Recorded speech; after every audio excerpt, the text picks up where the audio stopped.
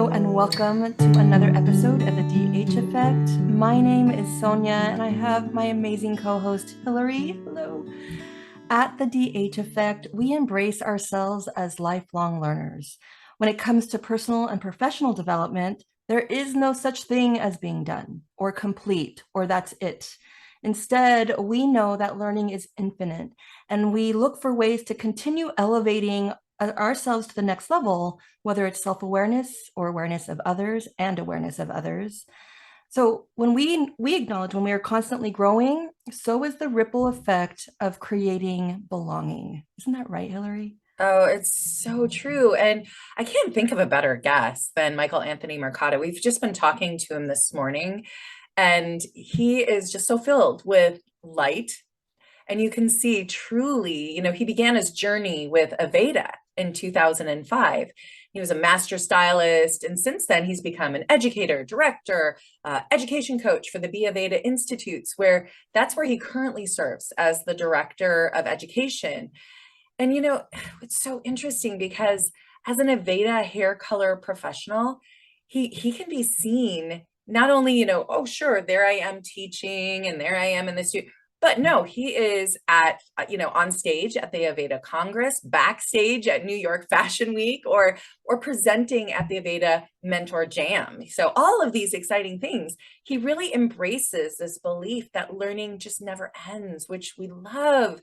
And he's dedicated more than a decade of his career, helping students and educators develop their skills. And it's not just about hair color, because really what it is, every single person that leaves Aveda, he wants them to feel better than when they came in, leaving the best version of themselves in that moment. And oh my gosh, welcome. My heart is just absolutely full in knowing and feeling and seeing what it is that you do, Mike.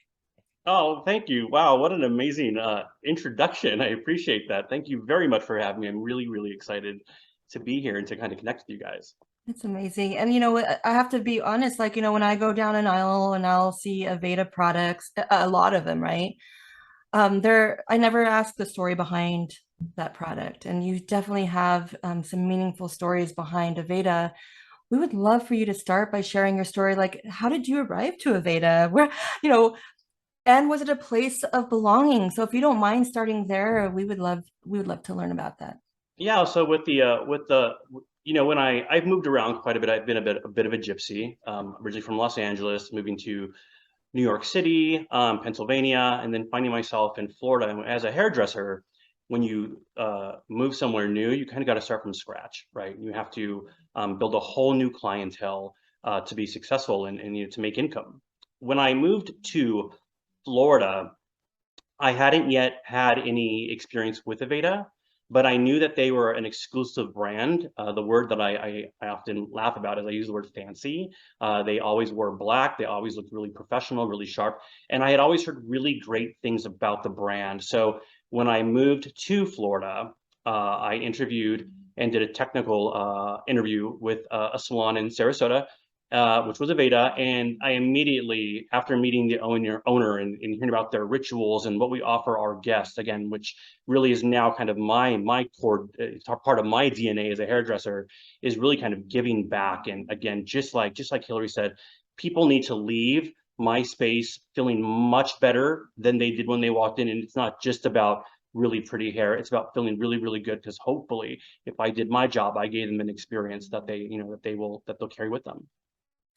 I have to just, I have to lean in and give exclamation points and all of that to what you just said, because I actually think that having your hairstylist, your hair artist, the person that you choose to work with, for me personally, that has to be, there has to be major belonging there for me, because that person helps me show up as who I am and helps me find who I am sometimes. And we sit there sometimes for 2 hours, so I have to be able to guard my energy and protect my energy as well. And so the connection that you provide is so important. And I think for a lot of, sorry, I'm going to pick on some of the guys for that are out there that just go to the barber and do this really quick cut or whatever, and they're not very loyal. for those who really like see that, I'm looking back and I have cried leaving my stylist before when I'm moving, because that person holds my secrets. They hold, I feel like there is a part of what you do that's not just this makeover and helping people leave feeling better, but also lighter because of what you hold. I'm just curious. And I know we have all this education. I'm taking a completely left turn. Sonia's like, oh my gosh, here she goes. Okay. But it's really what's on my heart. I always wonder, how do you hold all of that? When people come sit in your chair, you hear everything. You hear more than psychiatrists here, I think, in my opinion. How do you hold all of that and still show up to your next person, leaving them better than when they came in? Yeah, that's an interesting, that's really interesting because that's a very, it can be very exhausting, right? I'm a big believer in energy. And so you have to always protect your energy because it's people come in your chair and you never know what you're going to get. I'm going to paraphrase a story here, but it really gives an example of that. But there is a man who is actually one of the very first students of the Aveda Institute in Minneapolis, and his name is David Wagner, and he has an amazing book out there that I think a beautiful book out there. And he's kind of coined the phrase daymaker, right? And so people say, what do you do for a living? He says, I'm a daymaker, right? And his belief is how can you impact someone's day to change their world? And this kind of kicked off from the very beginning with let's go back to he was in his salon and a guest came in and she sat down and she was there earlier than she normally is. And he said, well, why are we here today? And she said, I just want to look really, really good today. So I just want a nice shampoo, a nice style. And he said, great. So they did it and they had their 30 minutes together and everything was fantastic. And then what happened was she ended up leaving and he went on with his day. But I guess a couple weeks later, he received a letter from her. And he said, and her letter said, David, I want to thank you very much for the time that you spent with me because I wanted my hair to look good for you, or look good because I was planning to commit suicide that night. But our 30 minutes together and the joy you brought to me helped me. And I ended up connecting with my sister. We checked me into a hospital and I'm working on myself now. Right. And that's where he adopted the term daymaker, right? And it's now, of course, part of our DNA. It's definitely had an impact. His story had such an impact on me. I have one very, very similar. But it goes back to, yeah, you never know what you're going to get in your chair, right? And so we have to show up every day and be the best version of ourselves to change, to change people's lives. Oh my gosh. I mean, Michael, you are so speaking our language, and we have so many conversations about you just don't know every interaction. It could be at the grocery store at checkout. It can be at the gas station. I mean, these little really micro interactions with others, and maybe that other person is having a really bad time, and maybe he or she is showing up in this really crummy way if you go in with judgment. But if we went in with curiosity, and there's a question, don't ask what's wrong, but what happened. For sure. And that whole, Absolutely. the energy, that is one of our superpowers in terms of working on it. And if I can bring in the thermostat, we are the thermostat of energy, and we can control how we want to show up, and that will impact how the other will respond. And that is such a great example of, and for is it Dave or David, to receive his guest and not needing to know, but just knowing that the energy is the most important, and that's it. That's it. That's that pebble that causes the ripple effect. I am so curious about before you even entered the doors of Aveda, you had an interesting journey yourself. And I think that journey is a contributor to you becoming the director of education for the Be Aveda Institutes. Would you mind sharing that a bit? Because I think that's so important for us to hear. Yeah, so like I said, school never worked out for me traditionally. So I was always working various jobs as a server in a restaurant, or a receptionist somewhere, or a music store. I just never knew, again, like I said, I never knew what I wanted to do because I've always wanted to do so many things. But I always lived with this fear of, what if you pick the wrong thing to attack, right? And you wasted years of your life. So instead of doing it that way, I wasted years of my life not starting any particular journey, right? So I just worked various jobs, and at one point, when it comes to um, finally going to school, it was cosmetology, and I did it because the only way it actually happened was I working one of my various odd jobs. I found a salon that was hiring for receptionists, someone to clean their shelves, stock their shelves, and just kind of answer the phones. And I needed a job immediately because I wasn't making enough money at my other part-time job.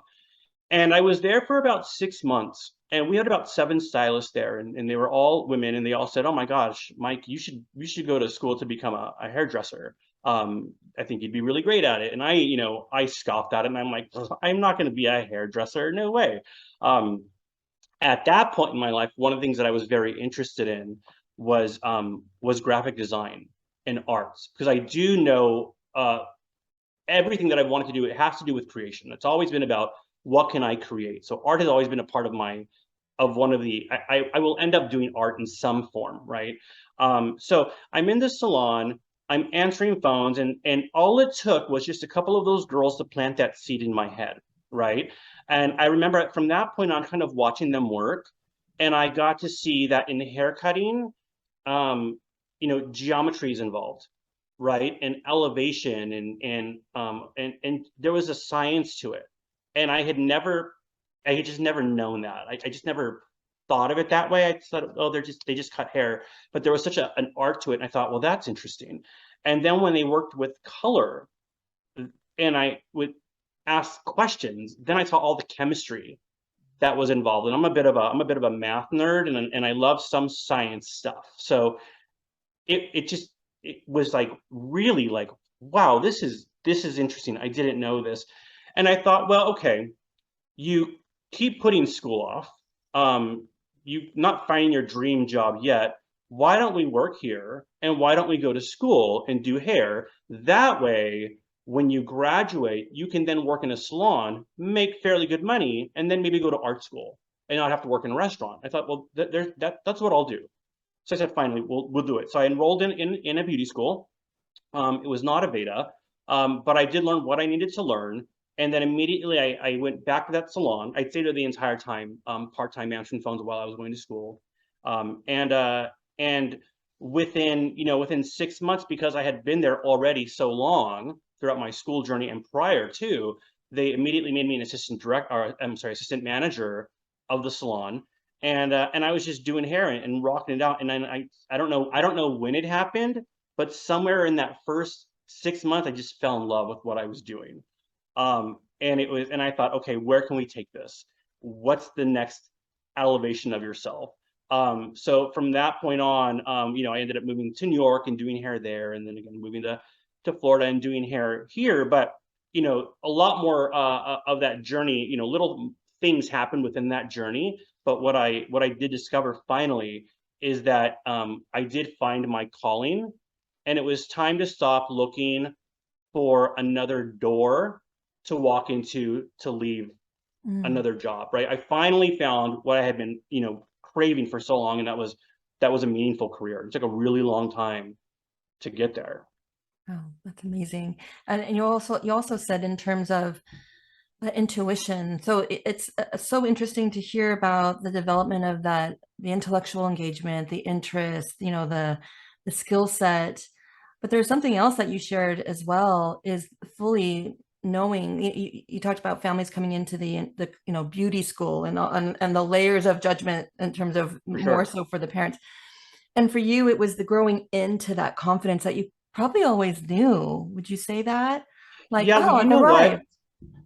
Back, there was a point when I came into my first Aveda salon, and I was working in a wealthy community, and I'm now I'm at the highest peak of me professionally with the artistry that I'm doing and the a really exclusive brand and I find myself doing these services and compared to where I started, the cost of my haircuts and my color and the work that I was doing was definitely elevated, right? And I'm now selling these amazing products, and compared to these little products I had used in the past, which were, they were what they were, but now Aveda products, they walk the walk, and it's a brilliant product, right? So I just know that all these guests are now leaving my salon, and I'm listening to what they're being charged overall, their ticket.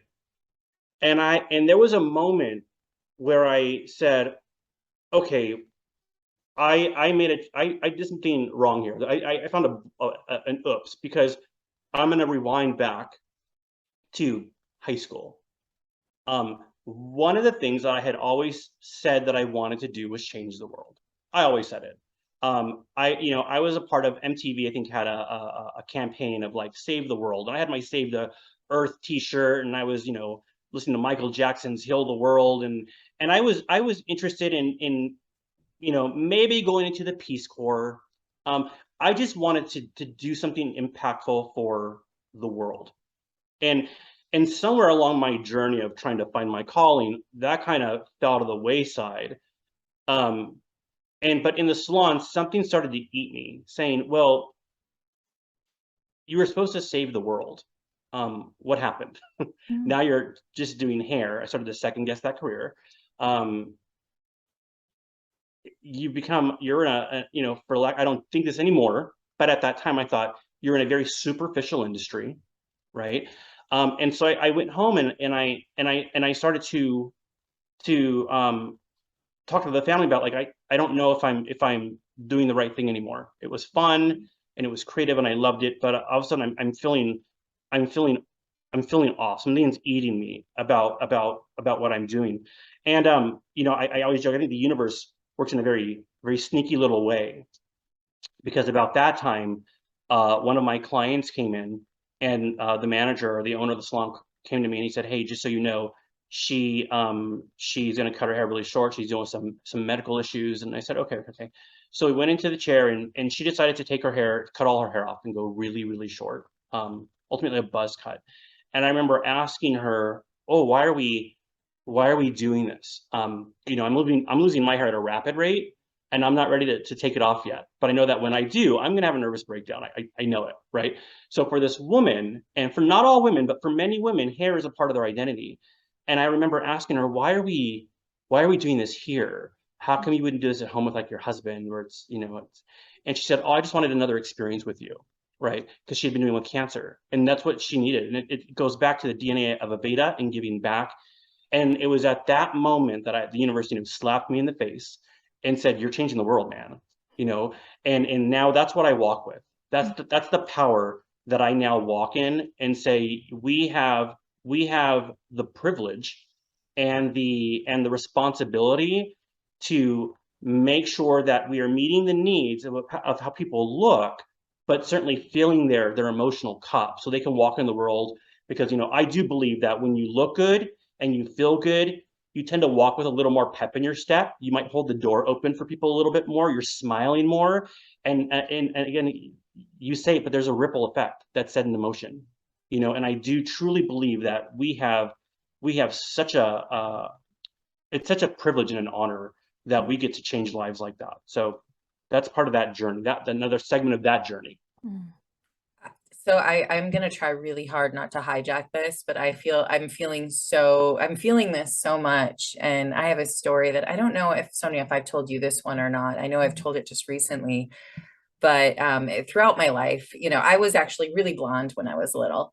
And then as I've gotten older, it's gotten really dark. And I can, like, right now I need to go get it done again, because when it gets really dark, it doesn't look like me anymore in the mirror. And so it's like, oh, there I am again. Like it literally is part of it. But when Jeff and I, my husband and I, were younger, we lived abroad because, we were these, kids from the Midwest, really small towns.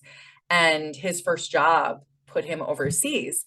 And so there we were, kind of exploring, and we were blessed enough. We got to go skiing in Cortina in Italy. And we were there, and these women and men that were on the slopes looked like supermodels.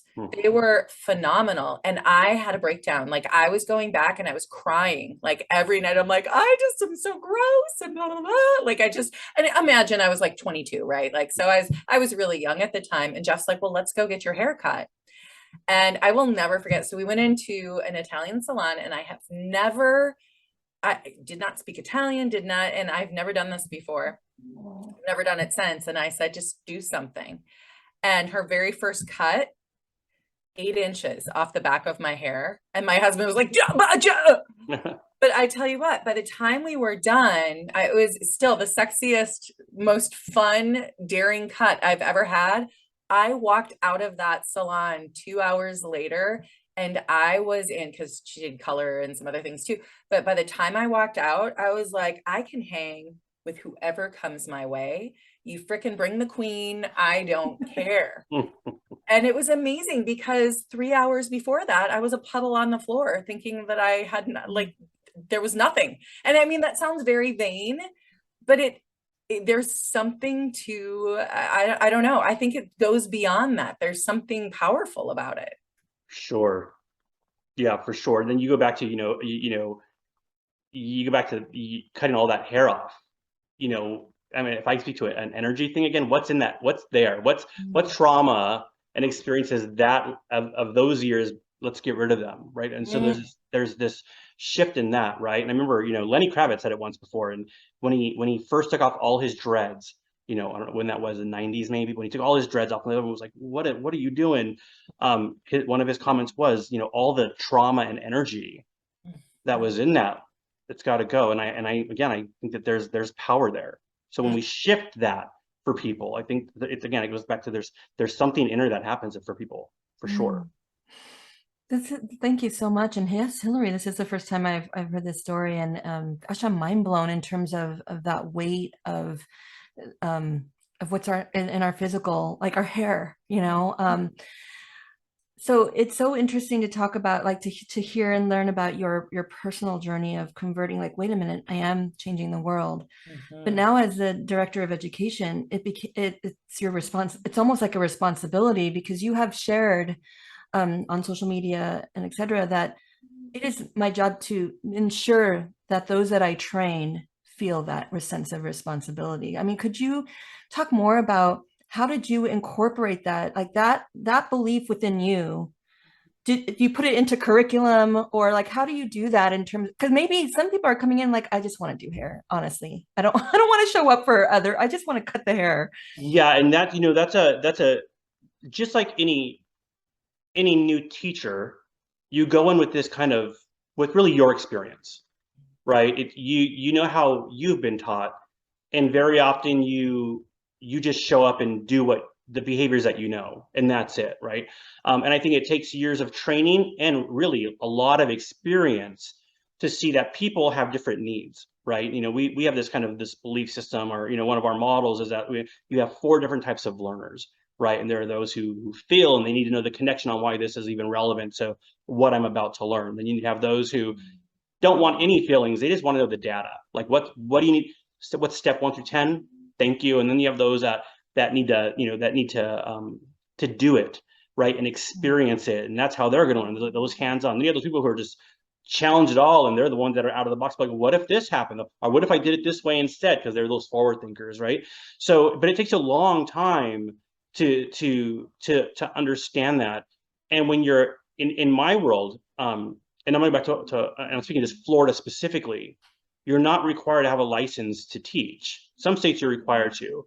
So here you can have any hairdresser who comes in and they just want to teach. And if we feel like they have a gift there that we can work with, we'll bring them on board. And our job is to develop them.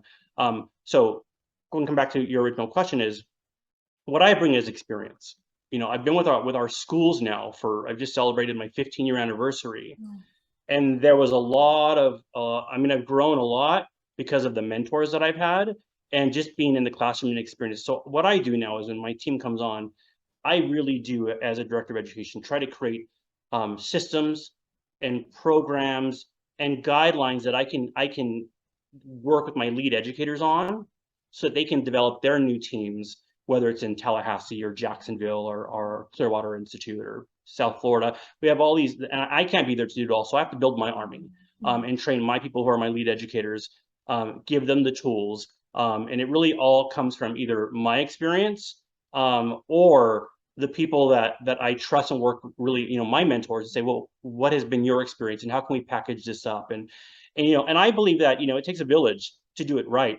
So I have a very, I don't even have an open door policy. My door is off the hinges. It's not even there.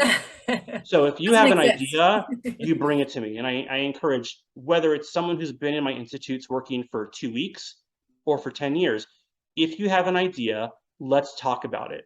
If we've done it before and it didn't work, we'll talk about why and how can we revamp it. Or if it sounds like that's interesting, we will test it out somewhere. And if it's successful, then I package it up nicely, so it's easy to translate and transfer to everyone else. So then we can then be that much more successful statewide. So, it's not just me. I really lean on, I've always believed, surround yourself with people better than you, right? So I really do. I try to encourage my team to show up, bring me their ideas, and let's build this together. Because even though I have that little title of like director of education, it's only because I have a team behind me who's willing to run it, because they're the ones that are doing it daily. I'm in an office, right, just trying to gather some insight. But I really owe it to my team. They're the ones who do the work. I have to say, so both Sonia and I are educators too, and you brought me so much joy when you talked about how people learn and they learn differently. And I've been frustrated about that. We go into companies a lot and I listen to managers and everybody, and I'm like, you don't even know how your people learn. Like and it gets me really frustrated. And it dawns on me as you said that, and I felt my whole heart go like, oh, look, he knows, and he's seeing his people and he's valuing and he's trying to connect, and it's important to him. It's so crazy to me that we have all these classes in school. We do not have classes that are compulsory that teach us how we learn, and the fact that other people learn differently. Because I was sitting here thinking, your kids have got to be all the better for knowing that that we learn differently. And how many parents and managers and all of these people get frustrated. They want, how do we get this lifelong learning? Well, first you have to make sure everybody can access the learning. Yeah. And anyway, I just want to give you huge kudos for that as you unfolded that. And I hope that people heard you say that as they're listening. And I hope that they look at their kids, and even if they're not a teacher, you're always a teacher. You're always a teacher. So remembering people learn differently than you do, and pay attention to what that is. Yeah, and that isn't that, and that is so hard. It's so hard to do, because we all have our different experiences, and a lot of us, we have, like I said, with our history, we all have baggage. And when it comes to what I do, and I'm going to use color as an example here, but I've heard educators say, "Oh yeah, don't use that, even though we teach it, don't do that because it doesn't really work." And I'm like, we cannot transfer our baggage to that learner, because they've got to have their own experience, right? You have trauma from using something that you may have used wrong. Maybe it wasn't the right candidate, you don't know, but you can't. All of us do that. We all have a bad experience and this bad taste, and sometimes we don't go there anymore. But sometimes we have to kind of step back and say, well, what more is there to that? What did I miss, right? So I think that's really, really, I think it's really important to put yourself in other people's shoes. I think it's just so important to do. Well, Sonia and I'm sorry, I don't want to interrupt you, Sonia. Go for it. Well, no, and you feel free to say this you can jump in on this story. I also think that the other side of what you just said too is also apologizing when we do notice, or not apologizing, but calling it out when we do, being mindful of the fact when our own baggage does come up. We just had a really powerful experience with that. We were consulting with someone, was consulting for us as we're doing some of our work, and we had a very good idea in mind and how we wanted to do it. And he was very much like, no, and here's why, and da da da da da. And then you remember what you know what I'm talking about, right? Yeah. About 5 minutes later, what did he say, Sonia? Oh gosh, I don't remember that. Oh, okay, sorry. No, he just said, I just didn't want to like but he said, you know what? I'm really sorry. That might actually work for you. I am feeling my own trauma of what happened to me and how poorly it went, and I'm transferring it to you. So you know what? I'm going to take a step back, and I'm just you guys, I believe that you can do this. Go for it. And I was like, how refreshing to have somebody actually own their baggage in the moment as an expert and understand that that was there. For sure. Yeah, I think, I think a lot of it, I always kind of, when I look at people and I think, well, where are they? How do I need to work with them? Certainly in the hairdresser world, we have very big egos, right? But ego is always such a thing that ego tends to show up at first and kind of hijacks our feelings before we have to step back and say, okay, ego, step aside. That makes sense. Or that didn't work for me. Again, that baggage. So anyway. And then guess what? When that happens, you just broke the ceiling and you just leveled up. Yeah. Right? Like, oh wait, so the ego actually smothers us in terms of our growth. It's Now so stop choking me, ego. Yeah. Well, I want to also acknowledge, because we started this conversation about the impact that that designers have on their guests. But what you just shared as well, yes, there's that sense of responsibility, and I want to make sure that my stylists know that. But you also acknowledge them. You see your students, you fill their cups up. The whole idea of you saying, I have no, you literally have no door. Come on in with your ideas. Let's try it out. That value, that's filling themselves so they can show up for others. So how can they possibly show up for others if no one is seeing their true hearts as stylists? And that's so important. I think where Hillary and I were seeing that's the need right now in all companies, in all industries, in all schools, all institutions. That seeing others in true form is not just a nice thing. It's actually required if you want to be successful. Yeah. Yeah. No matter what you do, no matter where you work, we all are usually in some form of service, right? We all generally work to service people. And when we do that, all we're doing is we're just constantly pouring out. And so if someone's not pouring into us, there comes a point when it's like, is this worth it? I'm exhausted. I've given everything I can give. And so when it goes back to,